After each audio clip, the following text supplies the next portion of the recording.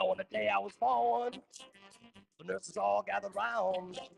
They gazed in wide wonder at the joy they had found. The nurse spoke up to leave this one alone. She could tell right away that I was bad to the bone, bad to the bone, bad to the bone, bad, bad, bad, bad to the bone. I broke 1,000 hearts before I met you. I'll break 1,000 more, baby, before I am through.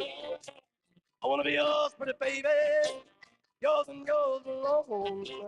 I'm here to tell you, honey, that I'm bad to the bone, bad to the bone, bad,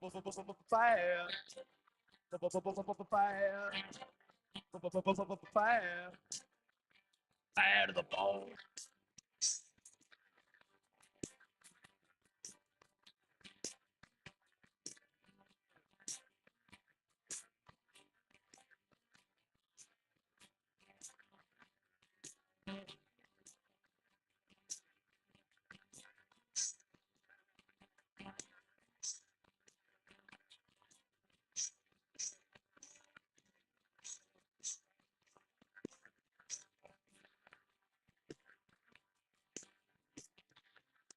I make a rich woman beg, and I make a good woman steal.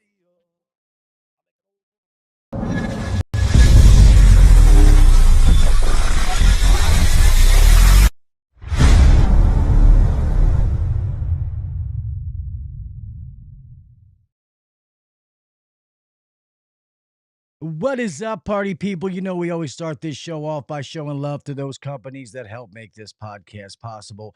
First is my friends over at Camel City Mill. Let me change your socks. Look who's up here in the left-hand corner. If it isn't Red Velvet himself with that strawberry blonde hair, Mr. Krause. See, look, he's over there repping the socks. Look at him. Guys, yeah, check out these socks. You know, I talk about them every other week. I love these things, man. Once again, I want to thank every single one of you that have went and bought these using my link. I really, really do appreciate you. But like I said, remember, use the 30% off code in the beginning. Get your 30% off to try the socks out. If you like them and you go to buy some more, then use the discount code. The discount code uncensored 10, and then save 10% on your additional orders. But guys, like I said, they have every kind of sock you could possibly imagine. Boot, ankle, crew, the ones that are really high, bison, apparently, whatever the hell that is. They even have the no-show socks. I would definitely try these for work. With these and some good boots, you guys are set up for success when you go to work. Your feet are going to be comfortable. They're not going to smell like Bigfoot's asshole when you get home. And it's a win-win for everybody. The lady tries to cuddle up on you after you get off of work and you take your boots off. She's not going to frown and immediately walk away. All right. So go check yourself out some of these socks. And remember to use the discount code uncensored 10. Everybody's using these, man. Go check out 8,000 5-star reviews. You can't fake that. So go check them out. And once again, thank you to everybody that has purchased them so far. Next, my friends over at COMPANYCAM.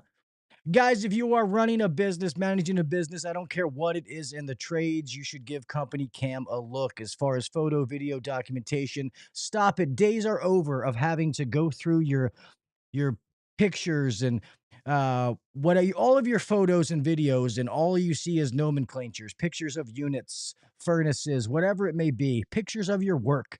Be able to show off pictures of your children, your dog, your spouse, whatever it may be. Be able to get to the pictures that you need to get to and not have it cluttered up with work pictures. That means the world to me. I was always having to buy more space. I do not have to do that anymore. And that is just a small piece of it. Guys, be able to present all of your photos and videos to customers in top quality 4K imaging, being able to put it in a pre-made template to share that with your customer that is going to be professional. Nowadays, people want to know that you do what you say you do, and before and after pictures are the best way to be able to do that. Nobody does that better than CompanyCam. Communication is going to be one of the biggest things. Guys, they now have AI built into it where if you have the app open, you're walking around taking a video of the job and you're talking to AI. Hey, we have to move this line set. This unit's got to get moved over here. I got to replace this. I got to put a new 6-inch, run a new 6-inch flex over here for a new return. The AI is going to professionally build the notes for you so that you don't even have to. All you have to do is let this go into whatever CRM you're using, and bam, your notes are done for you. You don't even have to build them. They are constantly adding more and more things. One of the things we love is the communication between the sales team and the install team. Hey, don't forget to change this gas line, do this, do that. My install manager can talk to my comfort specialist and to be able to coordinate everything on a job. That way, we're not making promises to customers. And then, God forbid, the install team comes out and doesn't do them because they don't know about them. We're all on the same page, providing 5-star service to our customers, and CompanyCam is making that happen. So, guys, if it's something you want to check out, for listeners of this podcast, go to www.companycam.com/HVAC Uncensored. They're going to give you 2 months for free. You're going to be able to try it for, 14-day trial. Try it for 14 days. If you like it after that, you're going to get 50% off your first 2 months. And I promise you, go check it out. I have enjoyed it. This is a software that I've used at several companies, and I absolutely love everything to do with this. With that being said, man, we have an amazing show. Let's get on to it. Let's get on to the pledge.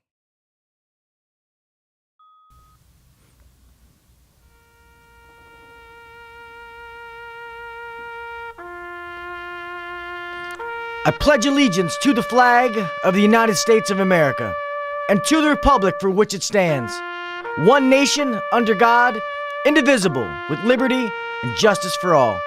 God bless the United States, and thank you to all those men and women who defend it.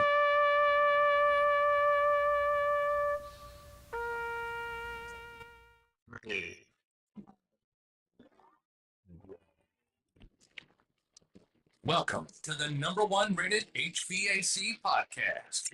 If you're looking to grow in the HVAC industry, then you're in the right spot. Blue collar people talking about blue collar shit. Let's get better together. So turn up the volume, buckle your seatbelt, and let's welcome your host, Gil Cavey Jr.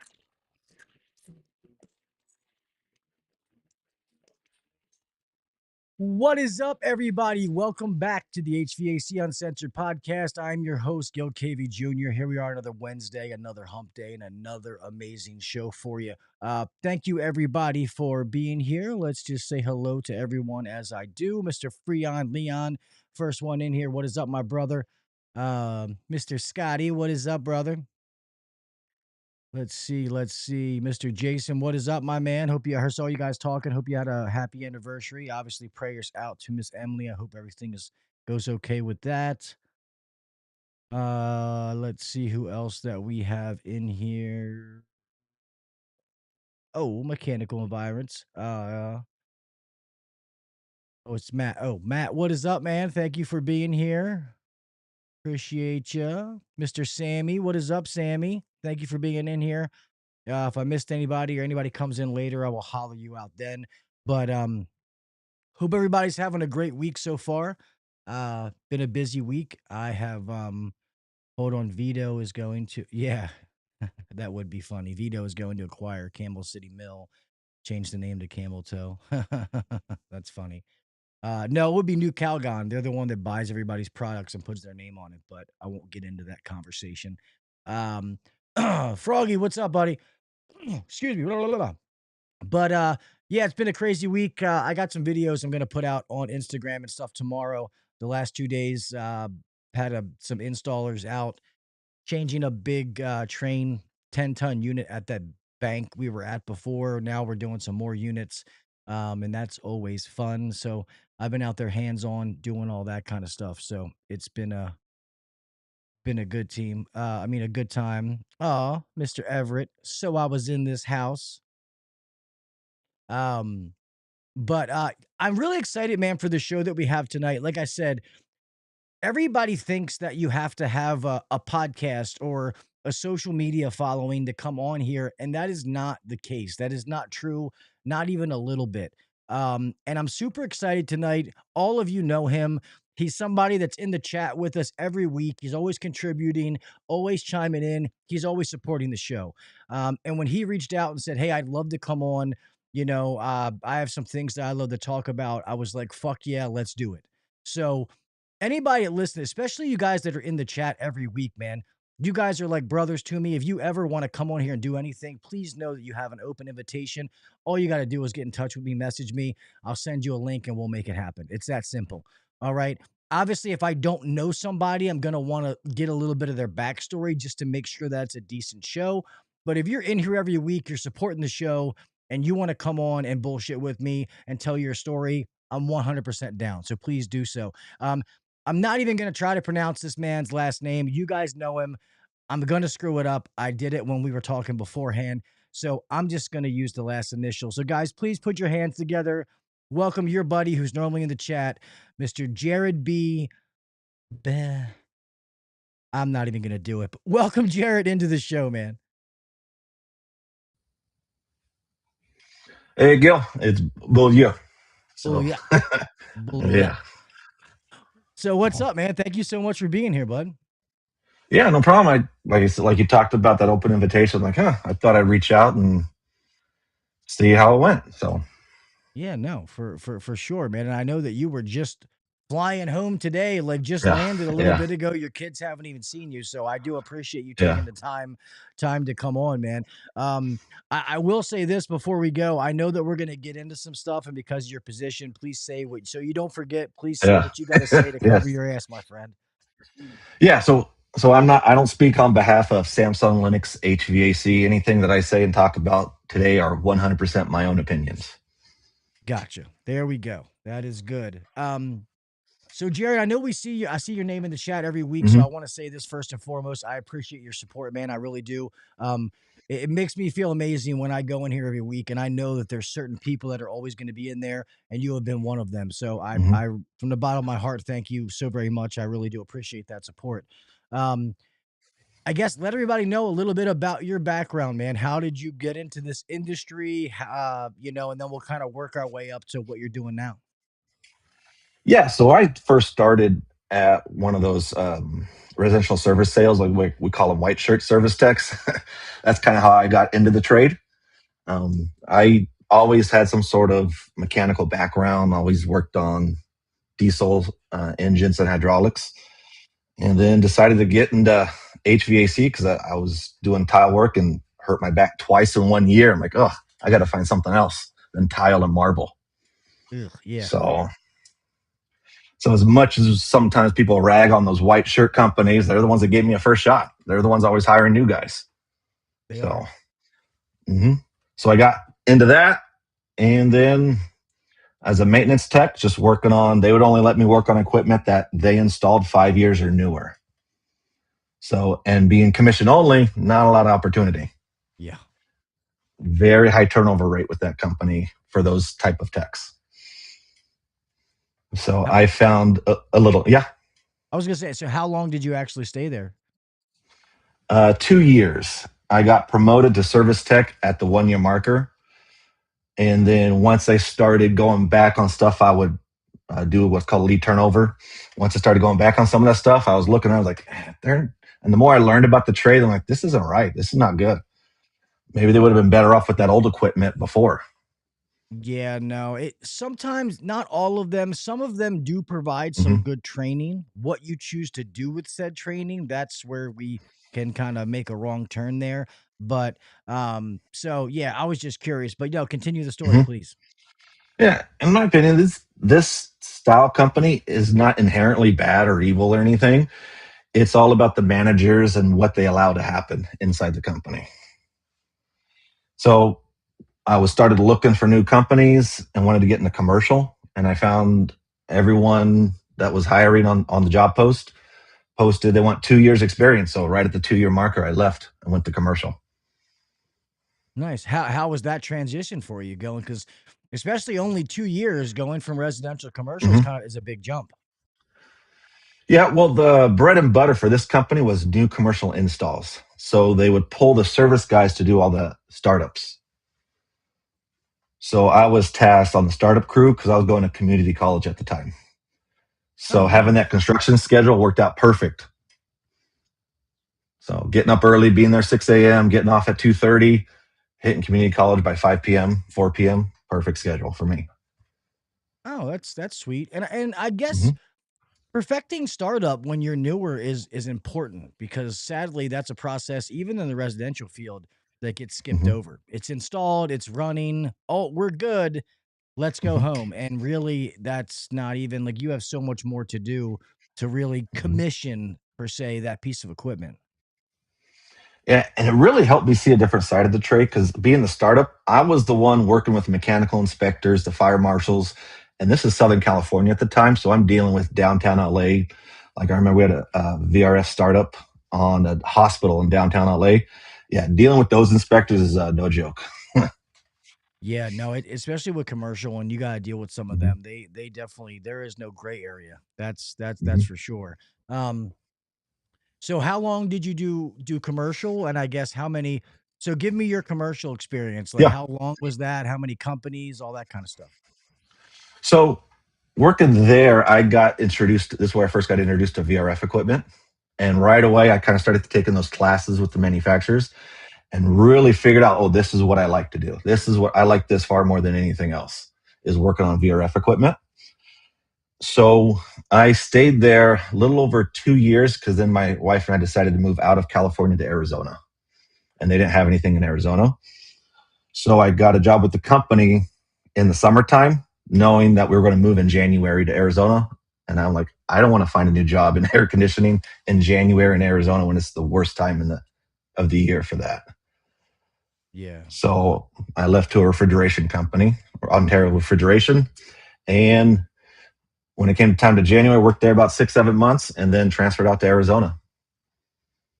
Nice. That's cool. It was a big enough company that you could so you were able Mm-hmm. to transfer like with the same company to just a different Yep. branch.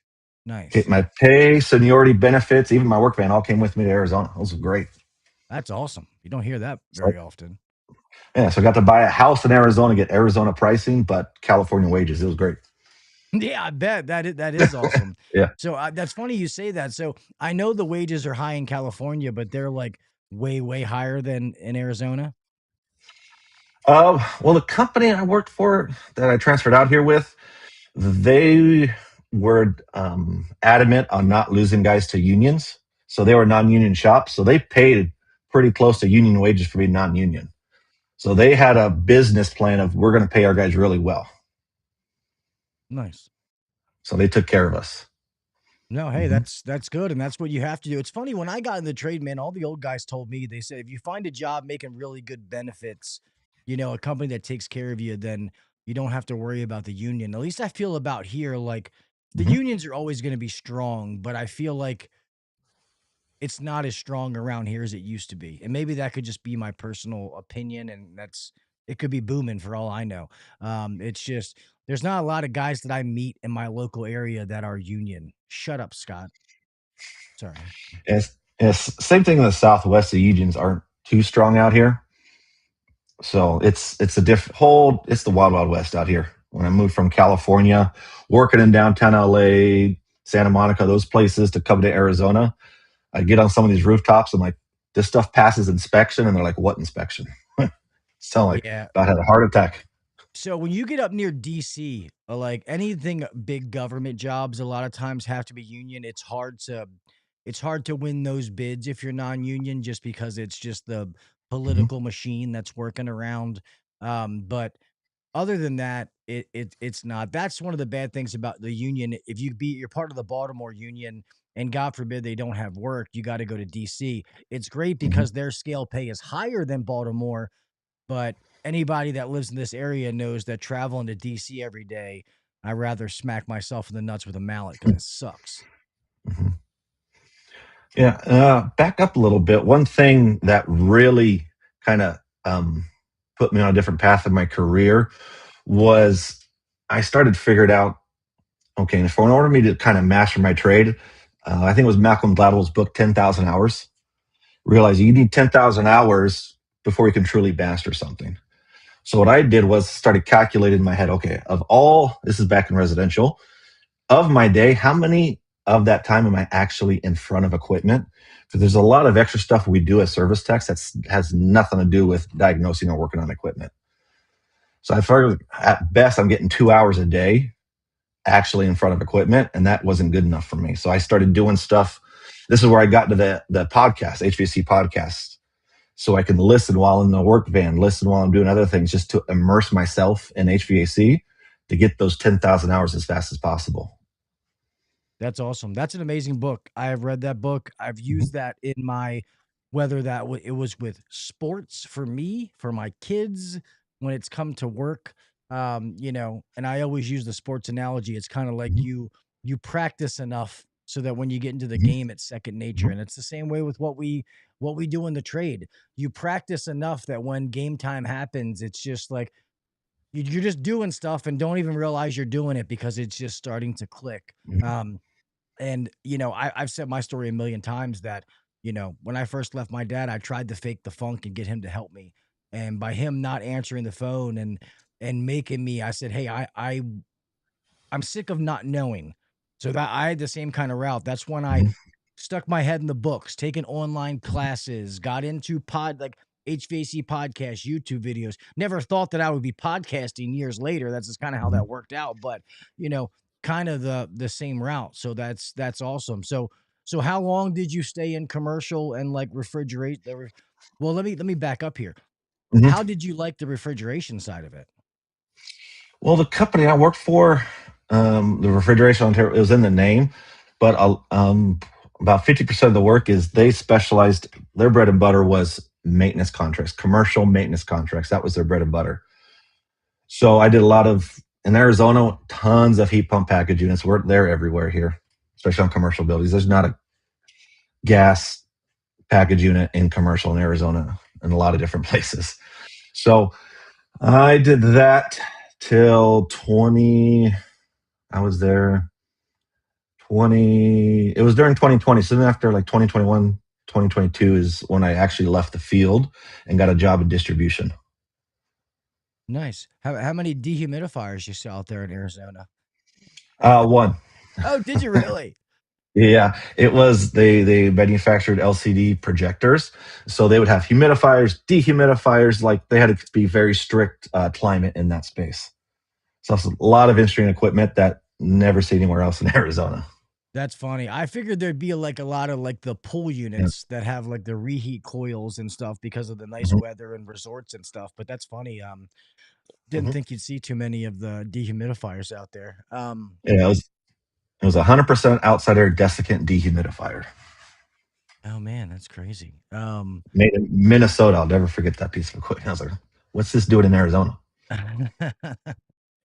So how did you enjoy like in your commercial experience actually being like tools and stuff like that? Like how did you enjoy that experience? Like what did you like? What did you dislike about it?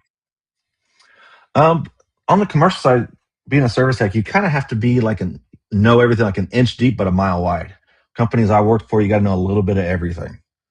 So I could be throwing out your basic, three-phase single circuit package unit commercial, or I got a train chillers or that desk and dehumidifier. I got VRF equipment. You could be thrown a lot of different places in the company I was at. That's But crazy. yeah, No, I they was were gonna good say. because yeah. Oh, I'm sorry. I was gonna say, did they split up like their like commercial air conditioning, like rooftops and like refrigeration? Was it two different sides or was it just mixed into one? So they would give you the managers. You would be given like a classification as a tech. You'd be given like a grade A, B, C, D, or I don't know what it went down to, and based on your classification would be what they would give you. That So the makes sense. higher up you were, the more you got. No, that makes sense. Yeah, back in Mhm. my early career when I worked for a big refrigeration company, did kind of the same thing. Um, but I think everybody would get some air conditioning calls, but the refrigeration, we Mhm. did like convenience stores and then rack Mhm. refrigeration. So Normally, Mhm. the convenience store guys is where you started and you worked your way up to rack. I did a little bit of both, but just because I was younger, I wanted to work. I was trying to make money. I didn't really whatever. I didn't care. Um, Mhm. but a lot of the senior guys did rack the big stuff. They weren't going to the 7-Elevens, Royal Farms, gas Mhm. stations, stuff like that. So that's why I was curious. I know some of the big boys will split it up, but I guess the classification makes sense too. If you're in an area and you Mhm. can do all of it, then why send another tech? Mhm. Mhm. That doesn't make any sense. Um, so the technical when you were out there and you were carrying tools and all that kind of stuff, I want to always ask, what did you like about it? And then I always ask this question, like, how was your quality of life, like your home life and stuff like that? Wife and I would always joke around. After about Easter till Thanksgiving, she was a single mom because I'm gone because it's Yeah. Arizona. We have a lot of HOAs, so Arizona, our service vans for air conditioning refrigeration are considered emergency service vehicles. So HOAs are not allowed to discriminate. That's how important it is out here in Arizona. So we can park that right at the driveway and they can't say nothing. Well, that's cool. So yeah, but I was gone a lot, 12, 16-hour days, especially on call. Is I on call because when you're on call, what's nice about being on call is you get thrown at anything. There is no classification service text when you're on call. You got a primary and a secondary, and that's who's there. So the best time to learn was actually when you were on call because you could get thrown stuff you'd normally not be able to see. How are the resources? Like, say it was a guy with like a lower or however the classification Mhm. was, and he was sent to a piece of equipment that he technically wasn't classified to work on. Were they at least like both guys on call? Like there was like a high classification, and a low, or vice versa, or did you don't know? Well, we had the service manager, but there's also a service supervisor. And so he was tasked to be on call to help any of the on call techs if they needed advice during the day or during nighttime. So that was his role to provide that expertise if you weren't supposed to be working on that piece of equipment. That's cool. And he was available, answered the phone, like all that Yeah, good stuff. Nice. pretty much. But I also in the trade you start when you work at different offices, you kind of pick out, okay, that's who I want to call for refrigeration. That's who I want to call for chillers. You start picking out, okay, these are the people I need to talk to for certain piece of equipment. Because this trade it's too much. No one knows everything. No. Not a single person will know everything. So we all kind of, whether we realize it or not, we kind of tend to specialize and fall into different areas of the trade that we tend to like and know and figure out. Yeah, I mean, for it was sure. VRF. Yeah, no, Mini splits that's and VRF was my thing. so did you guys did a lot of that with that company, commercial VRF and stuff like that? That the first commercial company I got into, I did a lot of it, not as much because again, it was when we had VRF accounts, I would be the tech to that would be assigned my accounts. And then therefore I was doing the maintenance, quarterly maintenances. So we'd all get accounts, and then those are our babies. So we were doing the maintenances, the service calls. Those were our accounts. So we took care of it and knew the equipment really well. Nice. Freon says Mhm. he knows everything about nothing, so he's one of those techs. Like, Yeah. no, that's cool, and I like that giving techs like ownership over certain properties because it Hmm. just that's mine. You know what I mean? It gives you Hmm. like it just shows your pride in something. So I actually Hmm. really like that idea, and it makes sense in commercial. Can't really do that in residential. I mean, I guess you can. Like Mrs. Smith is yours and Mrs. Jones is Yeah. yours, but it's a little bit harder to do that. Um, so that's crazy. So you worked on them, and then you had a huge gap, even though that the VRF was your passion. Um, Mhm. it, so what made you finally say like enough's enough? Like I want to go. I want to get out of the field and go this way. Uh, Early on, I had a mindset of by the time I turned 40, I want to have a resume to get out of the field if I want to. I did not want to be one of those guys with knee surgeries and hip surgeries, and my only choice was to still climb ladders. I wanted it to be my choice when I got out of the field, if I Amen. wanted to. Because then there's also those guys in their 50s that are great, have no problems. You never know until you get there, which kind of tech you're going to be. And I didn't want to find out the hard way until it was too late. So taken some classes. So the company I worked for was also part of a local trade organization that focused on that would offer classes. So you could send your techs at a discounted rate to receive training with other techs from different companies. So they were a part of that. And one of the instructors was the general manager for a local distributor in Arizona. And so I asked him early on, I was like, hey, to be kind of your tech guy, your in-house tech guy, what does that entail? What do I need to do? And so he had told me, and a lot of it is teaching experience, because half of that job, yes, you got to diagnose over the phone and do site visits, but you also need to be able to give classes and be in front of a group of service techs, installers, and give a class. So I found a local trade school. Actually, it was on when Ty Brenneman was on one of the podcasts. He kind of gave out some contact information. I reached out to him because one of the schools that he was working with was in Phoenix. So I reached out to him and ended up getting me a job there as a part-time instructor. So I'd work there Saturdays, like every Saturday for almost 3 years as an instructor at that trade school. Nice. Mm-hmm. And then that same person I talked to posted on LinkedIn that position was available like 2-3 years later. I forget how long it was. And then I reached out to him, and now I had that experience, that teaching experience, along with the service expertise to actually be qualified for that position. So you did that teaching while you were still in the field? Yeah. Monday through Fridays, work out in the field, service tech. Saturdays, I would be teaching. And if I was on call, the company let me, I would go in my uniform and work van to the school on Saturdays in case something happened. That's awesome, man. Yeah, I've always loved the teaching side. That's what I love to do. That's even my position being, part owner and GM of the company. I still do the technical trainings because I love doing it. I just I know at some point I may have to relinquish that to someone else, but I truly do love doing that. And it's something that is acquired because you can be a very, very good Mm-hmm. tech. Mm-hmm. And know what you're doing and be able to fix whatever you touch, but it doesn't mean that you can explain and teach it to somebody else. Mm-hmm. And one thing I really liked about the teaching, because this was not on the distributor side where I'm teaching other people out in the field. I'm usually at the trade school, I'm teaching people who have zero knowledge of air conditioning, HVAC. So the amount of assumptions I made talking to people were blatantly apparent when I talked to someone else, when I talked to these students. Like, oh, I got to go away. It really helped me improve as a service tech to go back and really know the fundamentals, really learn the basics, and stop assuming stuff. Yeah, no, that's for sure. So how long did you do that, and how did the opportunity arise for you to get into what you're doing now?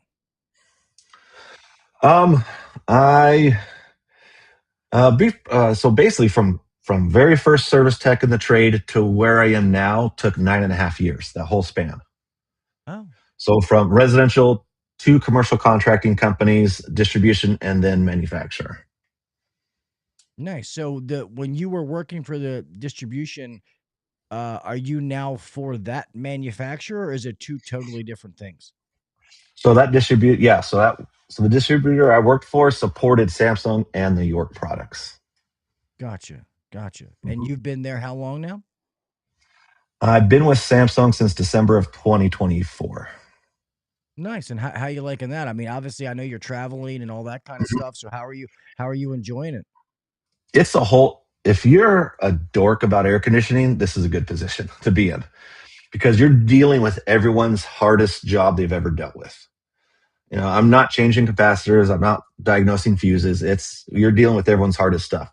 So my role as a regional technical service manager, I have three primary responsibilities. Training.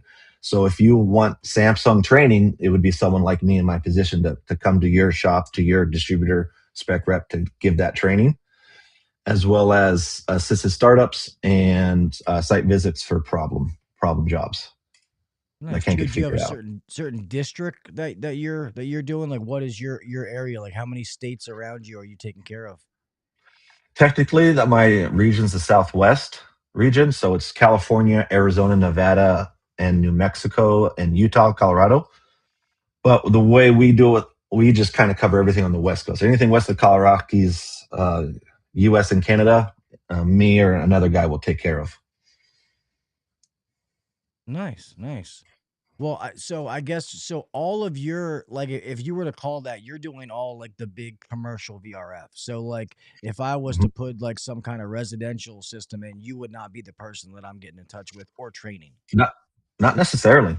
No, because at Samsung we don't have like what we consider regular ducted system products, like your regular splits or anything. All we do is mini splits or anything with VRF, whether that be water source VRF or single phase or three phase VRF. So everything we have is communicating and modulating inverter equipment. So Nice. we cover mini splits or the VRF would, depending on the class you want, you would get someone like me or the distributor person. Depends on how it's set up. It's funny. So I've never put my hands on any of your equipment, but I got a few Mhm. buddies who swear by it. I mean, that's Yeah. they do. They love it. Mhm. Um uh does Mr. What is it? Jose De La Porta, doesn't he work for Samsung? He did when I was in the distribution, so he was doing a lot of the tradings years ago, but he's not there anymore. Oh, okay. I don't know why I thought about his name the last time I thought of Samsung. All right, well, Yeah, not he's on like a lot of the videos on YouTube still. I think. yeah, yeah. I remember back when I want to say I think it was with like Lennox or who was he Hmm. with? Somebody. Yeah, before he went there because he was on the podcast years ago. Very, very cool guy. But so yeah, I guess if you had to, I mean, people say they're all the same, and I know you're not a sales guy, you're a technical Hmm. person, but Hmm. somebody who the ins and outs, like what makes Hmm. Samsung different? Like what is me as a consumer or somebody who owns a company, like why should I be selling and giving Samsung to my customers? You know what I mean? Well, on the technical side, one of my favorite, I got two favorite things. Is one, our mini splits and VRF equipment are treated very similar. So, with VRF, we got a lot of comm wires separate from power. Versus mini splits, a lot of other manufacturers will put the comm and power all together with the 14.4 wiring. With our mini splits, we still have that same 16 stranded shielded wiring on our smallest mini split versus all our big commercial VRF equipment. So there's a lot of consistency. So there's not a lot of differentiating between, oh, I only know the mini splits, I can't work on the VRF. It's very cross compatible as far as technical and diagnostic purposes. Nice. So when it comes to the mini splits, like what well, two, pretty much like all your mini splits are going to be variable speed, right? Like that's Hmm. just makes Hmm. sense. All companies are doing that now. Hmm. And then I guess what do you guys have? What is yours called? Like, and I hate to say this, but like similar to like a hyperheat, a low temperature one. Do you guys have like an equivalent to that for like out here where I am? Yeah, so the for today branding was max heat, but now they're switching over to 32. It's like standard and premium. So the Oh, premium is that has the higher heating capacity at lower temperatures. I'm sorry. Thank you guys for Mhm. going with R32. Thank you so It's much. That makes me well, interested in your product right mhm, there because you didn't go 454B because that stuff is yeah. dog shit. We do have one product that's 454B. It's our Hilex, which is like our universal inverter. So you can have a Samsung inverter side discharge on any kind of A coil or air handler with the TXV. Oh, nice. Hmm. And we, again, 454B probably because it's unique to North America. So only US and Canada get that unit. So it probably with because that's what most of the other manufacturers that you would pair it up with did. Yeah. Dumbasses. Gotta hate that. But yeah, and I know I've seen some of your guys' wall mounted units where they're actually pretty slick Mhm. looking. Do they make several different models, obviously, like the different levels Mhm. going up, or is it kind of like this is it? So our big thing when it comes to the high walls is our what they call wood free technology. So a lot of little perforated holes on the faceplate. So once we get within 2 degrees of set point, the thing actually closes up and drops the fan speed so low by ASHRAE standards it's considered still air, and now it just kind of radiates cooling. Hmm. So we don't actually blow air when we get close to set point. It closes up and more like radiates cooling. That's pretty sweet. Because I do Mhm. remember seeing a picture or a video, and it was like Mhm. a silver looking one. I think it was. Maybe it wasn't silver. I don't know. I remember it looked very sleek. It looked like Mhm, if I had to show this to a customer, like that's gonna look pretty cool on my wall, not mhm, just this random mhm. box. So maybe I'm wrong with the color, but I do remember that it was pretty good looking unit. Yeah. So that's a big thing is the wind free because one of the things with mini splits that people don't like is they don't like as it ramps down. Guess what happens to your air temperature? It goes up because it's not as cold. It's not doing as much work. So a lot of times they feel that air, but it's not very cold. They think something's wrong with the unit. So you get a lot Hmm. of I don't want to say like annoying service calls, but misconceptions is a better word.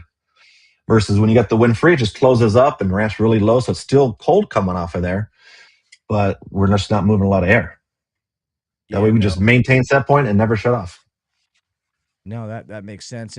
And for I guess I for the residential side, you guys, it's pretty standard that the outdoor unit you can have up to 5 indoor heads. That's kind of the max that most places have. So we have single phase VRF as well as our multi port or what we call FJM. So that's your multi port mini split. Yeah, it goes up to 4 tons, 5 ports. Nice. Um, so when you get these calls, like what are some of the common calls that you get? And I guess I would say, what are some of the common calls that you get? And what are some of the issues with those problems? Are there people like not knowing the project? Because I can imagine a lot of the calls you get, like you just said, are not like legitimate issues. You know what I mean? Mhm. Yeah, normally your everyday calls you want to go through your distributor or the call center for your everyday stuff. Usually when stuff gets to me, it's a little bit of a bigger issue That's true. by then. But again, I'm in constant contact with our local distributor technical support. So when they have an issue they can't fix, they have direct contact to one of us. So that's really the best way to get support on our products is find your distributor's technical expert, and they'll be able to really help you. But most of the time, it's a lot of it is because guys will buy it and not get proper training on it and don't realize that calm wire that we have for mini splits is 16 2 stranded shielded, and it's separate from our high voltage because everyone's used to mini splits, just that same 14 3 14 4, depending if you're talking to an electrician or not. Um, that wiring is all high voltage, and that will not work with our systems. Huh. That's yeah, no, that's definitely different. That's the first one because they are pretty Mhm. much all the other way with the, the other wire. Um, But we'll say man. this: what's nice is the same service tool that you use for our VRF will work on our smallest mini split. Same tool, same software. It's universal. Oh, that is Mhm. cool because having to know these different ones Yeah. can be a pain sometimes. Um, Damn, I forgot what I was just getting ready to say. Oh, I said because I know what's frustrating. Like I've been one of those people that I have never been too proud to call tech support. I have learned so Mhm. much throughout my career by calling tech support. But one of the frustrating things I've always had is when you call some of those lines, which I would have to say it's normally not when you call your local distributor. It's when you call like one of the main numbers and you get Mhm. somebody following a flow chart. You know what I mean? Where they Mhm. don't Mhm. necessarily know the product either. They're just going and you got to be like, "Hey, I'm 4 pages ahead of that. Like turn the pages a little bit." Mhm. But that's more of a corporate thing. That's not something you're going to see on the Well, distribution side. no. Here's the going back to my second favorite thing about Samsung equipment. A lot of our technical documents are open to the public. No login credentials required. That's when if someone calls me, like when I was in distribution first learning Samsung equipment, when someone would call me with a question, I'm going to the same public site everyone else have access to find the answers. There's just not we don't keep too many things behind the curtain. It's a lot of it's public facing technical information on our website. That's Install actually cool. manuals, service manuals. We have some service guides that our call center takes has been taken track of a lot of the most common error codes that get called on. So our service manual is like 300-400 page PDF document. It's a big service manual. So they'll take those calls and pull out the 1 to 3 pages of PDF that have to do with that one call from that manual with that Hmm, one error code. So that's it's pretty so sweet. until you get used to that document, then you can just go off of those. Can And you again, go in there and get like service bulletins and stuff too? I'm sorry, I didn't mean to interrupt you. yeah, you go on our website, samsunghvc.com, and you go to the technical documents portion. It'll have a menu so you can navigate the site depending on what type of equipment you're working on. or it has a search bar. You type in the model number, boom, hit enter. Anything on that website will pop up for that model number, including any published technical bulletins. That's sweet because a few manufacturers I used to I like Lennox equipment, but I used to Mhm, hate getting the service bulletins. It was like they would hold them hostage, and it's mhm, like, dude, like if I'm selling, buying millions of dollars worth of equipment from you. Like when they pop up, like, can you give me easy access or email them mhm, to me or something? So I do think they have gotten better, and I'm not currently selling Linux right now. I'm probably going to go back to it, but um, yeah, being able to have access to those is mhm. amazing, especially when you're constantly putting in that piece of equipment. Um, Real fast, Jason said, "What about the white papers? Are those available?" Whatever that means. Uh, No, it's only the blue ones. yeah. Yeah, I'm not sure what you mean. But that's cool that all that Mhm, documentation. So it makes sense. So people are going to go through a few different buffers with those mhm. problems um before they're going to get to you. Like, so you're going to get legitimate problems. You're not going to be dealing with some of the, you know, my unit's not coming on, like that kind of stuff. Yeah, or if, because like I said, if it goes to the distributor and then they have they can get a hold of us directly. So, and I'm still a service tech at heart. I'm here to solve problems. I don't care what it is, who did it. I'm here to fix the dang thing. That's what I do. Yeah, no, that's awesome. So how many trainings are you doing a month? Is it random based on who signs up, or is it kind of consistent on how many you're doing? It depends. So we just opened up a new training center in Cypress, California. So we have the main one, the original one in Roanoke, and then we just opened one up in Cypress, California. So those are actual Samsung training facilities with all our equipment. What's cool is that Cypress lab has a full water loop, so our chillers, DVMS water, and our hydros are all fully functioning with the water loop, which is really cool. That's But we also have the distributors and your local people, Samsung spec reps and distributors, depending on, might also have a training center as well, and they can also do the trainings or facilitate those trainings as well. nice. Oh, so Jason said he meant like the engineering manuals. The white papers are the engineering manuals. We publish our technical data books, so all our BTU performances, sound levels, the decibels, that's all published documents on the website. Nice. So you want to know what our system, each model does at certain temperatures, indoor, outdoor, and know what the BTU should be. It's all right there on the website. Those are our technical data books. No, that's pretty sweet. Um, Even our exploded parts views are on the website. So you want to find a part and get the exact part number, go on the website. nice. So how many like problem startups or something like that? Like when's the last time you've had to do one of those? I guess talk me through what you had to do. I'm kind of curious, like when you had to go on site because there was an issue. Um, so let's see here.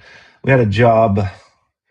It was our single phase VRF equipment, which we called it DVM Eco. Now it's a different name for 32, but they had 3 indoor units, 1 outdoor. So our VRF, so it's not home runs like mini splits.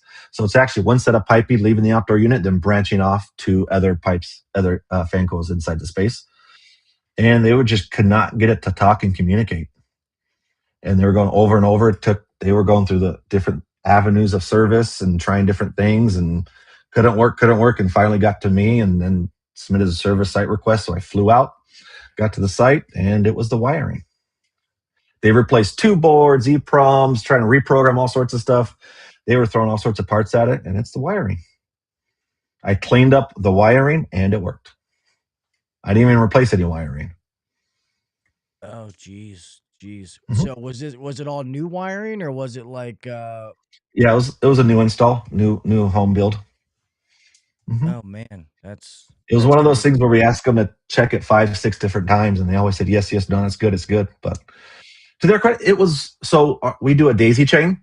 So we go from the outdoor unit to the first head, second, and third head. They could get 2 of the 3 heads to talk, but not the first one. They couldn't get the first one for it to see it. So, and the mindset was If I'm talking to the first head and that has the wiring for the other two, it can't be the wiring. But it was. I cleaned up the daisy chain at that connection, got it up. It was talking right away. That's crazy. So, I mean, obviously, Mhm. so when it comes to the piping, use a branch box. If it's heat recovery. This was a heat pump, so just the Y joints. Oh, okay, okay. But then the wiring is a daisy chain. So like Mhm. oh, that's neat. I've never seen it that way. Do you guys offer one? And this may be just for my own knowledge. I've had customers. I know Mhm. that with the VRF in commercial, where like they can be cooling this space and heating this space. Mhm. Mhm. Yeah, so that's heat recovery, and we do offer heat recovery for single phase equipment. So Nice, that single phase VRF is heat pump and heat recovery. So that'd be a 3 pipe outdoor unit. sweet. Yeah, Going to because the branch box, or MCU is what we call it for the single phase ones.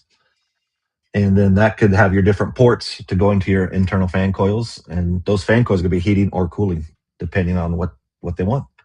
yeah, because I needed to do more research because I've had some. I know that they're going to be more expensive, but I have had some customers Mhm. that have brought that up. And to be Mhm. honest, I know the technology exists, but I guess I haven't installed one. I was being ignorant. I should know better, as far as to look into it, because I figured that somebody was doing it in a residential atmosphere. Mhm. Mhm. Huh. So, I mhm. have to find out who my local Samsung distributor is. I'm not even sure in my Uh, area. I know FW Web is a big distributor out in the Northeast. Hmm. I'll have to look for them. That's not even a name. I mean, I've heard of them, I but don't. I don't. Mhm. Yeah. I'm not 100% sure on Baltimore area, but because again, I'm a West Coast guy, so I know all my partners out here. Yeah, no, I'll have to Mhm. check that out. And so there's a Mhm. whole like technical department out this way because you said what I forget. You said the Yeah, area so earlier. we have our one of the abbreviated RTSMs, Regional Technical Service Managers. So we're a whole department team, and we got guys all over the country. That so basically the whole U.S. and Canada is broken up in different sections, and each of us has our own territory. Sweet. And earlier I thought you said, Samsung and Lennox, but you said Samsung and York. So that was on the distribution side. Oh, okay. Our our name right now, because we did a joint venture with Samsung Linux HVAC North America. So will have Linux powered by Samsung for their mini splits and VRF now. Oh, sweet, sweet. Mhm. So so you're still only doing that piece of equipment, like you're not going to be handling like Lennox per se. No, yeah, I'm still my focus task is on the Samsung branded equipment. No, that's pretty that's Mhm. that's pretty neat. So I'm curious to some of the bigger. So if it's all the same, I was gonna say some of the bigger commercial side, Mhm. but like you said earlier, it's kind of you're working on all Very aspects of similar. it. Yeah. Well, yeah, if it gets to me, I support the product. That's at the end of the story. And at the end of the day, that's what I'm supposed to do. We got our partners are having issues. On my job, technically, is to fix those, to help them overcome those issues and solve the problems. No matter what it is, it could be a small mini split, could be our Hilux unit or a large VRF chiller, our air processing unit, anything. I'm there to support it. That's sweet. I know you've already. I know we're getting close to an hour, but I know you've already touched on it before. But I guess just letting everybody know, for one, touche on you, because I've been the same way. I always say have an escape plan. Mhm. Like to get out of the field. So that's awesome that you did that, especially in 10 years, 9 years, to be able to do that.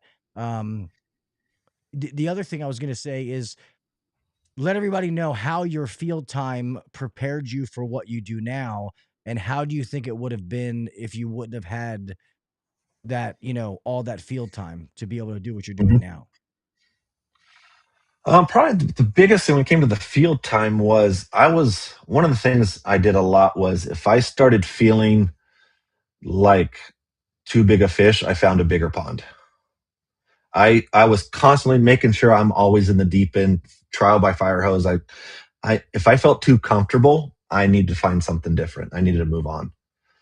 So that just always pushing in the uncomfortability of being sent to a site, not knowing anything about the piece of equipment. So I have no idea what could be going on, and be like, you know what? It's okay.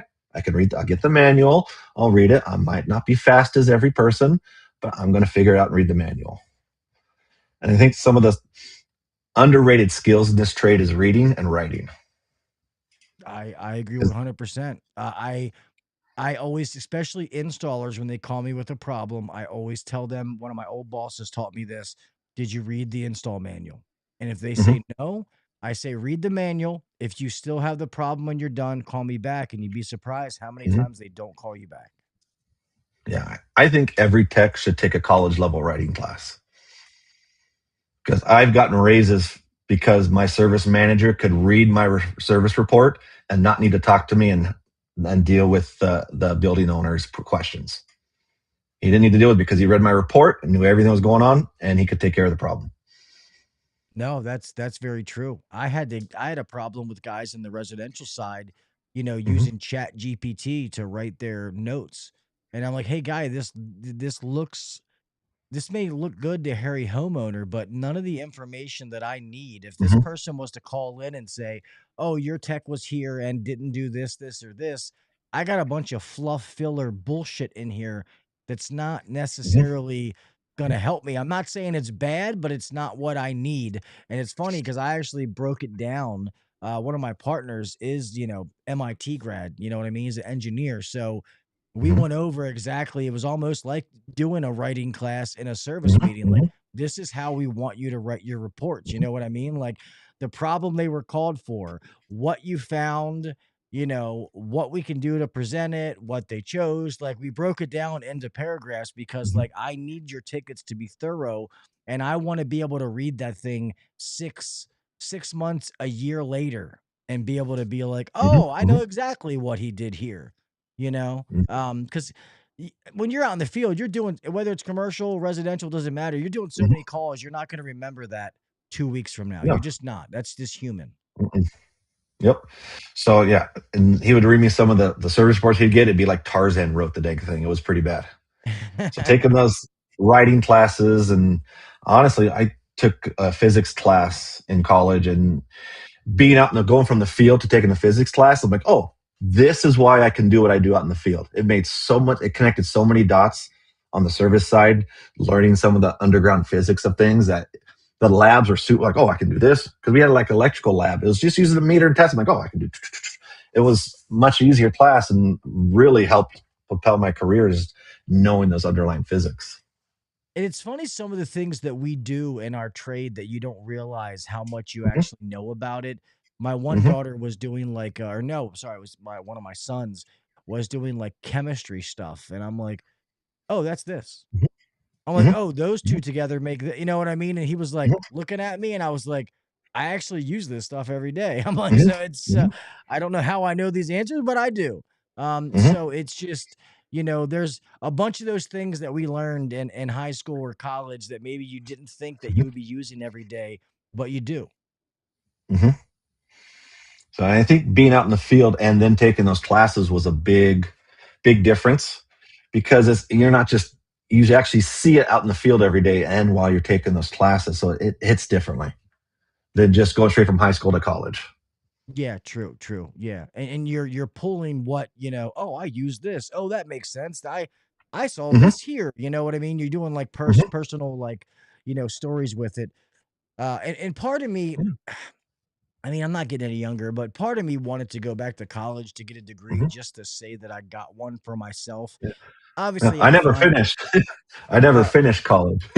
Yeah. Yeah, I got into an electrical engineering program right when we moved to Arizona, and bought a house, had our second kid, and then I'm taking Calculus for Engineers 2 online.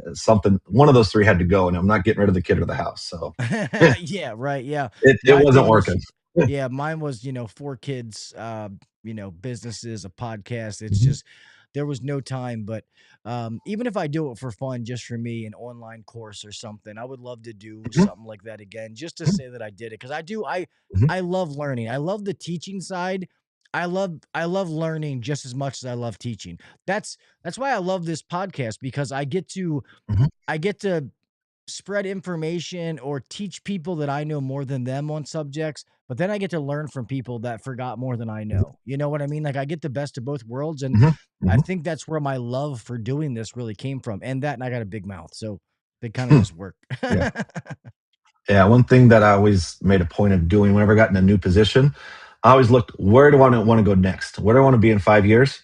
And then I'd work backwards to see what do I need to do to get there. That's what kind of the teaching the trade school really was. I learned what I needed to go to get there, and then I started. So that way, when the opportunity came, I was prepared and had the resume.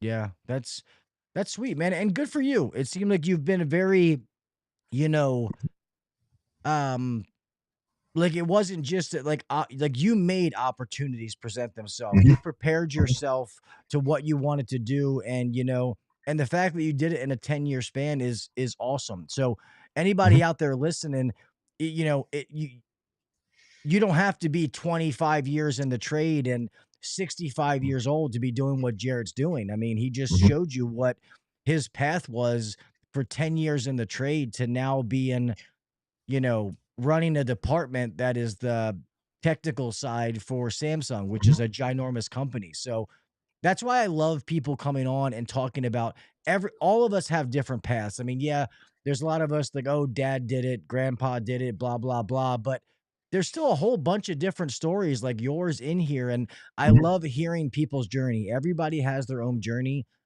And I hmm love hearing theirs because it should be inspiring to other people that it hmm doesn't matter what your path is. You need to dictate your path. Don't be one of those people that just walks along and just random hmm doorknobs. You know what I mean? Prepare yourself to make those doors open. hmm Yeah, no, this trade will reward you whatever you put into it. If you put a lot in, it'll give you a lot back. If you don't, if you're just coasting, great. There's plenty. You can make money and have a good career doing that too. But I always wanted to make sure I was intentional with what I was doing. Yeah, no. Amen to that. I always say that's when this trade, you can let it be a job or you can let it be a career. hmm hmm And it's your choice. It's what you want. And I agree. I've said it a million times. You will, this trade will give you what you put into it. So if you're hmm only putting in a little bit, don't expect to be the highest earning, technician or doing all these things stuff because that's not how life works. This trade should be no different. But damn, man, we're past 10. I've really enjoyed this conversation, man. I'm really glad that you came on, Jerry. I'm glad to Yeah. now. I mean, I see your name in there, but now to put a face to a name and hear about your story, and hmm um, it's pretty impressive your story, man. Like what you did and how you got to where you are, and what some people would consider a relatively short time. 10 years is not a short Yeah. time, but um, it just shows that if you're driven, you're dedicated, and you have a purpose to what you're doing that you can get to some of these things and it doesn't have to be some crazy long time. hmm Yep. That's awesome. Does anybody in the chat, you guys got any questions before we start to close this thing out for Jared? He's one of your brethren who's normally in there with you guys. Plus, you got me talking about Samsung, so I can do. I literally do that forever. I get paid to do that. Yeah, no, that's awesome. Samsung is definitely a product that I've wanted to check out. Like I said, I have a few buddies who they swear by it. Matter of fact, they're in Virginia, so Mm. um I'm No, it's nice. curious to. Again, with Samsung, a lot of customization. You can customize our mini splits to perform how you want it to perform. And it's all digital code. There's no accessory dip switches. It's all digital code. It's Hmm. built into it. A lot of our stuff is digital and not hardware. So with Linux now, all their stuff is going to be like with you guys. Like they don't have any of their because I know before they weren't even making their own. Well, most of them aren't making their own Yeah. mini splits. I know Yeah. No, they're Carrier good. Degree was making all their stuff, even though they were saying it. So I guess I'm asking if because the reason I'm saying this is I was thinking about working with some of my contacts to start doing Linux again. If I was start to Mhm. being a Linux dealer again and I was selling their mini splits, would I be selling your product? Yeah, it would be branded Linux powered by Samsung. hmm You did say that earlier. Um, Sam said, yes, I asked before if Jared is related to Priscilla. Oh, Elvis's wife had the same last name, Priscilla Uh, Presley. Her maiden oh. name is the same as mine, no relation that I know of. If he is, he's not getting any royalties. So Yeah. he's gotta dig into that one. Mhm. Adrian, what's up, buddy? I saw you came in. Sorry, we were talking. Um, well, damn, Jared, thank you so. This is Yeah. what I'm talking about to everybody listening. Please, if you got something to say, come on, man. I really, really enjoyed this. I enjoyed talking with you and hearing about your journey and your story. Mhm. Um, and I really think this is gonna help some people out there listening to what your path was. It's not the norm. It was a little different, which, Uh-huh. I love. But like I said, the fact that you were very, you know, diligent as far as what you were trying to do, and the fact that you got there is awesome, dude. So very, very happy Mhm. for you. Yeah. Thanks for having me on, Gil.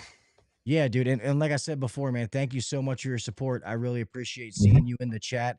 And I'd love to have you back on again, man. Come back on and maybe we can, dig into the Samsung stuff. I don't know, Yeah. a training something. I'd love to learn it. Put together something. Yeah, we'll definitely have it. All right, brother. I'm gonna start to close this out, man. You're more than Alrighty. welcome to hang out, or you can rock and roll. But matter of fact, go be with your family because you just flew in, buddy. So thank you so much, man. I appreciate you. Alrighty. Take care.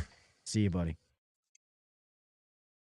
Well, man, that was fun. I'm definitely gonna have to try to do that again. See, this is what I love, man. Like, this is what I say about you guys in the chat. Like, a lot of you I do know personally. I've met you in person, but things like this, man, like a guy that's a wealth of knowledge with what he does and his story, who's in the chat every week, that now I just finally get to put a face to a name and talk to him. And seems like a really awesome dude, man. Like, the guy knows his shit. He's a very, very smart guy. So that was cool. I really, really enjoyed that. I hope you guys enjoyed it as much as I did. And I hope that anybody listening to this, watching this, can see to be very intentional. I love what he said about being intentional with your journey. Um, and I love a lot of the quotes. There's a bunch of sound bites in this podcast that I can't wait to clip them and try to make videos out of. Because I can say that I feel the same way that he does about some of those. Be intentional in what you do. Um, this trade, you're only going to get out of it what you put in. So if you're somebody who's putting in the bare minimum, don't expect this trade to give you a lot. That's just the way it's going to work.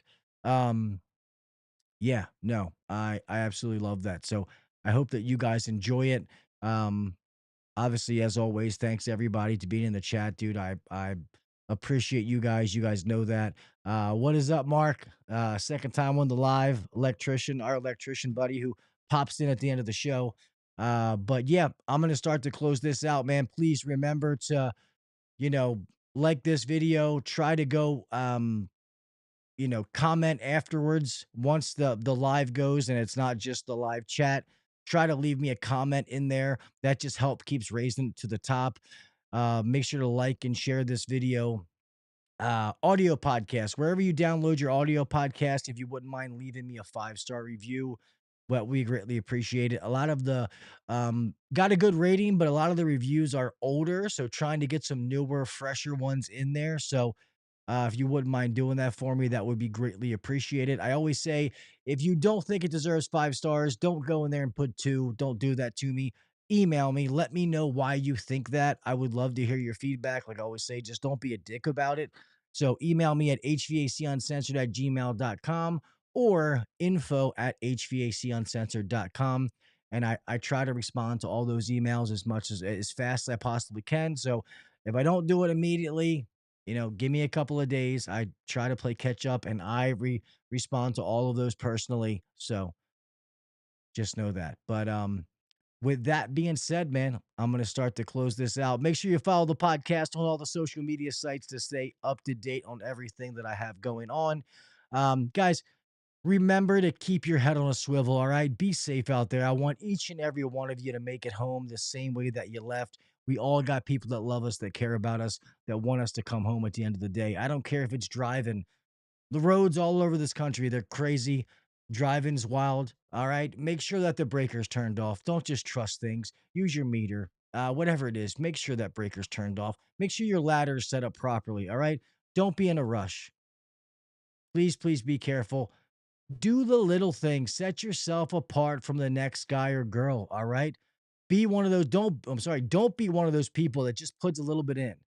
All right. Give your very, very best. Put everything that you got. If you're not going to give 100%, then don't do it. This trade can give you so much if you're willing to put that into it, and so many doors, so many paths will open for you. I promise you that. All right.